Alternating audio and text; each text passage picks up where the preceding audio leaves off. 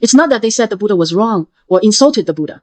No, it's that they, in that moment, gave rise to various thoughts in their minds. So they got up and left their seats. Those who got up and left, some probably went back to continue meditating, like you going back to the meditation hall to meditate. I'm not listening now. Going back. And then some probably said, I'll go review what the Buddha said again. Most importantly, in later periods, later generations, many who studied the Lotus Sutra attributed it to the fact that many disciples' mental nature was because they had already realized arhat fruition. Among those 5,000 bhikshus, there were actually some who hadn't attained fruition, and some who had attained fruition and thought they had already realized the realm of cessation as bliss. Because arhat fruition is already considered cessation as bliss, they thought they were already liberated, so they didn't want to listen anymore. That is to say, they were very arrogant. Such people didn't listen and left their seats. This is a state that hadn't appeared at many assemblies. So this is also dependent on causes and conditions. So the Buddha, when these disciples left, he didn't stop them. So what did the Buddha say in the second chapter? He said, what is my highest rare Dharma? He said, what I told you before about the Shravaka vehicle, Pratyeka Buddha vehicle, and Bodhisattva vehicle, you cannot attain liberation in these three levels of Buddhist teachings and ultimately achieve final liberation. All people, all disciples, will attain liberation in the Buddha vehicle. That is to say, you are all Buddhas. You are all originally Tathāgatas. Moreover, because there is only one Buddha vehicle, no other vehicles, you can ultimately only attain ultimate liberation in the one Buddha vehicle and achieve right and perfect enlightenment. There are no other vehicles. This is the Lotus Sutra. Actually, in the doctrines you usually see, it explains this as meeting the three to return to one, bringing the three levels of Buddhist teachings to meet the three and return to one. The Shravaka vehicle here, there are several concepts.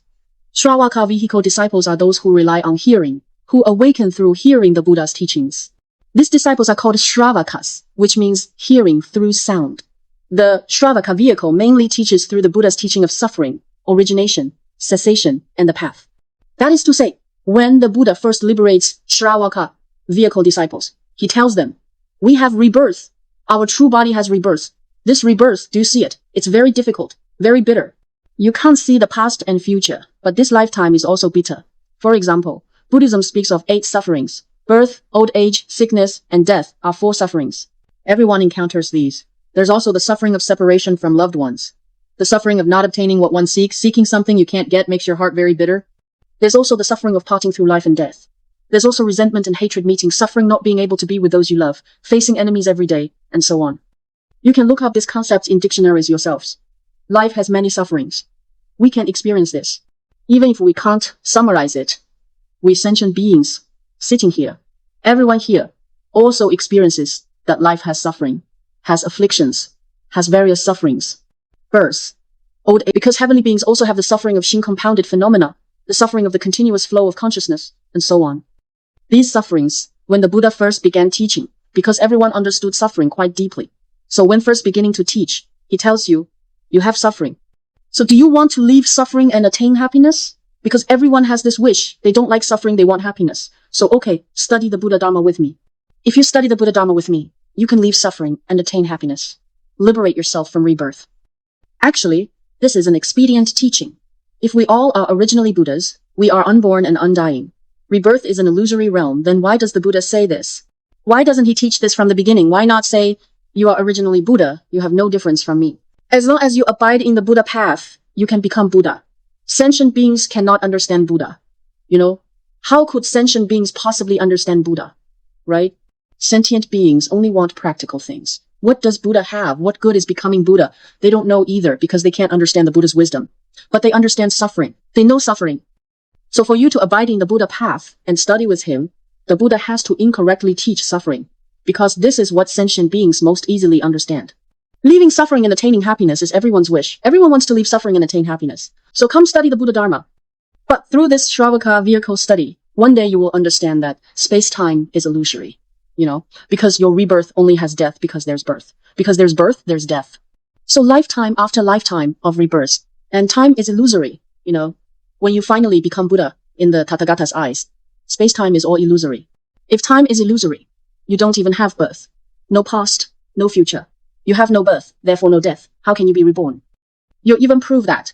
Beginning with Hinayana disciples, you begin to enter no self. If even I doesn't exist, who is being reborn?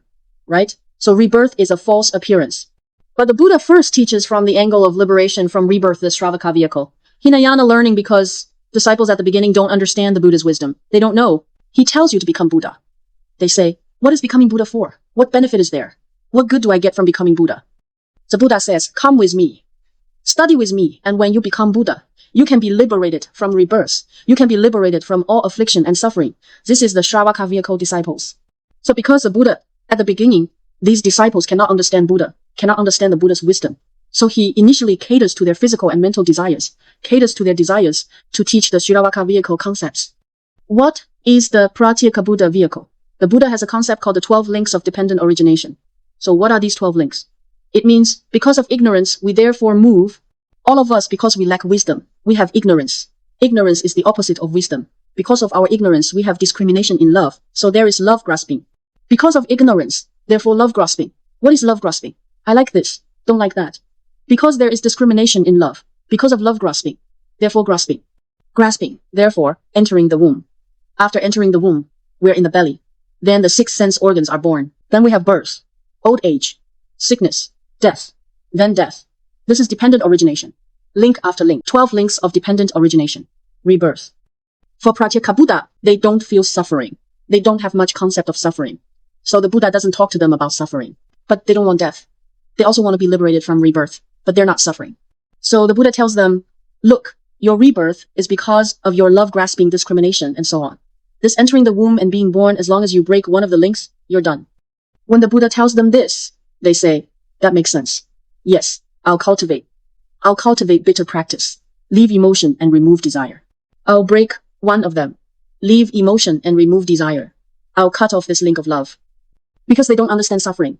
They're called Pratyeka Buddha. That is, after they achieve accomplishment, they have a fruition position called Pratyeka Buddha. They don't just stay there. Because in the Tathāgata's eyes, sentient beings are originally Buddhas. So there's neither wisdom nor ignorance. So these 12 links of dependent origination are still a false appearance. Because sentient beings, you are originally unborn and undying, all merit and virtue, all perfection, all complete. So this Pratyeka Buddha is still a false appearance. Still a false appearance within space-time. If you don't understand this false appearance, you cannot achieve liberation. You're only breaking one of them. Because one of the links, dependent origination, is empty in nature. The links are also illusory. So are you going to break emptiness? The links are also illusory. So there actually isn't anything to break. If Pratyeka Buddhas cannot understand this point that birth, death, and rebirth are illusory, that these 12 links of dependent origination are illusory, they ultimately cannot achieve liberation. Because space-time is illusory. Although Bodhisattvas achieve right and perfect enlightenment, I want to achieve right and perfect enlightenment, but for the Bodhisattva path, if they have I and sentient beings, they want to universally liberate sentient beings to achieve the way, they want to benefit sentient beings. If they grasp the marks of I and sentient beings, that there are sentient beings to liberate, they can never become Buddhas, because sentient beings are originally Buddhas. All sentient beings are originally Buddha nature. So for the Bodhisattva vehicle, if you grasp the marks of I and sentient beings, now all of us are walking the Mahayana path, all walking the Bodhisattva path. How can you grasp marks? For example, when you cultivate the 6 perfections, giving precepts, patience, diligence, meditation, wisdom, when you're giving, if you grasp the mark of giving, that's grasping the mark of sentient beings. If you have these graspings of marks, you can never achieve liberation. Because Bodhisattva vehicle sentient beings, deep in their hearts, very much want to realize Buddhahood. Their aspiration is to achieve fruition. They very much want to realize Buddhahood. So they very much want to benefit sentient beings, through benefiting sentient beings to break the attachment to self, to realize Buddhahood. But in the Tathāgata's realm, we sentient beings have all already become Buddhas. We sentient beings are all Tathāgatas, so there is no Buddha fruition to achieve. So Shravaka, Pratyeka Buddha, and Bodhisattva vehicles are all the Buddha's expedient, skillful means, because of your needs. Because your heart hopes for accomplishment. Because in your heart you think, I want to realize Buddha fruition. So you cultivate the Bodhisattva vehicle. Because you in the Shravaka vehicle want to leave suffering and attain happiness. So you cultivate the Shravaka vehicle. Because Pratyeka Buddha vehicle disciples want to break the links and end birth and death. So you cultivate Pratyeka Buddha. So these 3 levels are actually the Buddha. According to your mind nature, your physical and mental desires, sentient beings' physical and mental desires, then uses expedient, skillful means to teach, then to guide you back to your original source. Through these 3 to return. And ultimately, because you originally are, ultimately these 3 levels are just breaking various attachments. There are all some expedient, skillful means. Ultimately, no matter which level you study, you attain liberation on the Buddha level. You originally are. Your Dharma nature is Buddha nature. You can only attain liberation on the Buddha level. Because these 3 levels are all Buddha nature. Expedient, skillful means taught on Buddha nature. So you just ultimately achieve accomplishment, relying on the Buddha level. It's just that the attachments broken are different. Because your desires are different. So different Dharmas were taught. Different Dharmas were taught. So this is what the Buddha taught in the second chapter of the Lotus Sutra. So the 3 levels of Buddhist teachings are all expedient, skillful means. So you all should no longer be attached to sects and schools and be confused by them. You all should no longer be attached.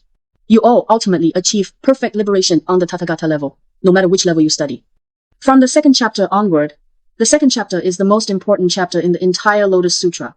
Within it, the Buddha raised the key point of the entire Lotus Sutra, what he's teaching. Then all the subsequent chapters revolve around expounding the second chapter. From the 3rd chapter to the 12th chapter, almost all are the Buddha giving predictions.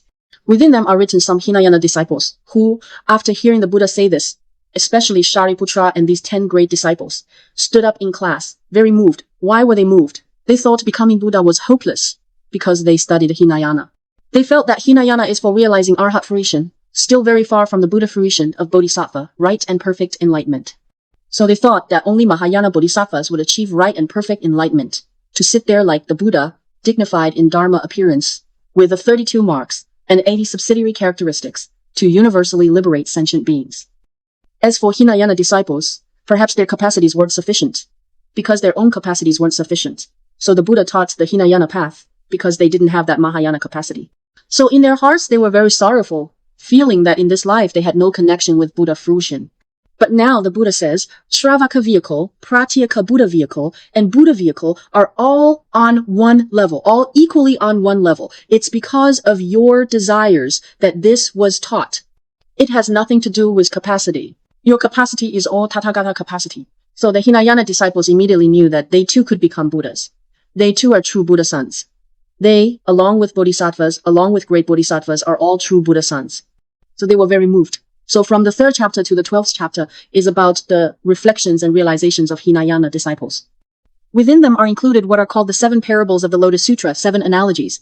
These 7 analogies include the parable of the burning house with 3 carts, the parable of the wealthy man and poor son, the parable of medicinal herbs, the parable of the conjured city, the parable of the jewel in the robe, the parable of the jewel in the top knot, the parable of the physician, and so on. These analogies, everyone can look at them in the scriptures themselves later. Each analogy is expound the reflections and realizations of Hinayana disciples, their realizations after hearing the Buddha teach. To turn around, the Buddha repeatedly expounds why he didn't teach the 1 vehicle Dharma from the beginning, but repeatedly taught the 3 vehicles. Among these, there's an analogy where the Buddha compares the Lotus Sutra to the jewel in the top knot of a wheel-turning sage king. That is, the 1 Buddha vehicle doctrine described in this classic is like the jewel in the top knot of a wheel-turning sage king. It's not easily shown to people, not easily brought out, because that jewel is too rare, too precious. Only at the very end is it brought out. Using the parable of the jewel in the top knot to compare the rarity and preciousness of the Lotus Sutra. So I hope everyone treasures the doctrine of this sutra. Then from the 3rd chapter to the 4th chapter, we continuously see the Buddha giving predictions to disciples. In these predictions, the Buddha begins giving predictions to Shravaka vehicle disciples, starting from the Shravaka vehicle bhikshus, both in training and beyond training, arhats of the 1st, 2nd, 3rd, and 4th fruitions, and finally to bhikshunis, all receiving predictions of Buddhahood. Prediction means a guarantee of becoming Buddha. I guarantee you will become Buddha. I guarantee you will become Buddha, like modern people giving their word. Then, you know, the Buddha gave predictions to all sentient beings who heard even a single word or phrase of the Lotus Sutra, all receiving predictions of Buddhahood. As long as you hear one phrase of the Lotus Sutra, you can become Buddha. You will all eventually become Buddha. For all who heard the Lotus Sutra, predictions were given. You will definitely become Buddha, as a guarantee. The Buddha doesn't speak falsehoods. Among them, there's an important one. He gave a prediction to Devadatta. He gave predictions to all Shravaka vehicle disciples. That is to say, in the future, at such and such time, because of cultivating the Bodhisattva path, you can achieve accomplishment. What is his prediction? In the future, in a certain lifetime, because of cultivating the Bodhisattva path, then you become Buddha. The Buddha's name is such and such. Your true Dharma period, true Dharma semblance Dharma, degenerate Dharma, how long the abiding period is. He speaks like this about your Buddha land, how it is and so on. This is prediction. Every disciple is told it like this. Among them, there's an important one. He gave a prediction to Devadatta. Devadatta was his cousin. Because of jealousy of the Buddha, after following the Buddha and leaving home, because toward the Buddha, because the disciples around him greatly revered the Buddha, so he was very jealous. He repeatedly tried to harm the Buddha. But you should know, among Shravaka vehicle disciples, drawing the Buddha's blood by harming him, harming the Buddha, leads to hell. It's a grave offense against one's benefactor. That is to say, the karmic retribution is extremely severe. So here, Devadatta was within the Sangha, so to speak, notorious. Everyone knew that Devadatta harmed the Buddha and would go to hell. Everyone knew this matter. But in the Lotus Sutra, Shakyamuni Buddha gave a prediction to Devadatta that he will become Buddha in the future, and he told an anecdote